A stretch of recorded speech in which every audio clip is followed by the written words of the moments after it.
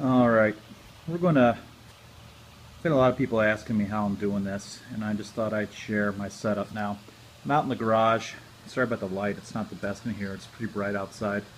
But basically what I have is I've got one of my boards. This is rough sawn lumber. I sand it down pretty heavily. I've got it set on a small little table, and I've got some styrofoam that I placed underneath it so as to make sure that the electricity doesn't flow through the board into the table. And you know, if you accidentally touch the table, could get zapped. Likelihood of that happening without there being a conductive solution on it, not very great, but I wanted to do whatever precautions I could to keep it safer. So anyhow, my little setup here, I got my fan right here to blow the smoke away. Sorry about the messy garage, wood everywhere. Here's my neon bulb transformer secured to this tiny little table with a clamp, because these wires are pretty stiff, and when you manipulate them, this little box does tend to move around. So anyhow, we're going to go ahead and plug in. Let's see if I can do this at the same time while I'm holding the camera. Okay, we're plugged in, and we've already got some activity on this end. It has tendency to take a little bit of time when it first starts up. There we go. And what I've done is I use baking soda at a ratio of anywhere between 1 and 2 tablespoons per cup of water.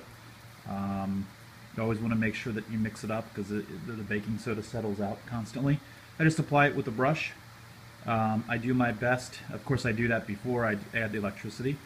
I do my best to make sure it doesn't go down the sides, because if it goes down the sides, yeah, the electricity will run up the sides. It happens a lot. So just do your best to keep that from happening. Every once in a while it'll get dried up, or let's say you want the current to go up a particular side that it's not doing much activity on. I've got a spritzer bottle here that I use. Again, same mixture of solution, and you just sort of spritz it on in a real fine mist, and that really helps it to move along. But you can see just the detail. Using this neon bulb transformer is really the way to go. It doesn't blast across the wood like the microwave transformer will, but you get that really fine detail in that little branching. You can see it over here as well.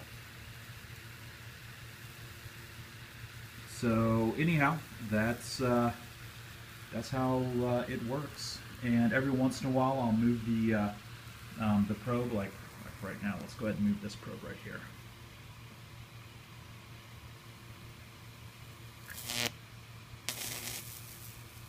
It's to say you want it to go in a different direction. You can move the probe, and then you're good to go. I'm going to go ahead and put it back where it was for right now. And that's basically it.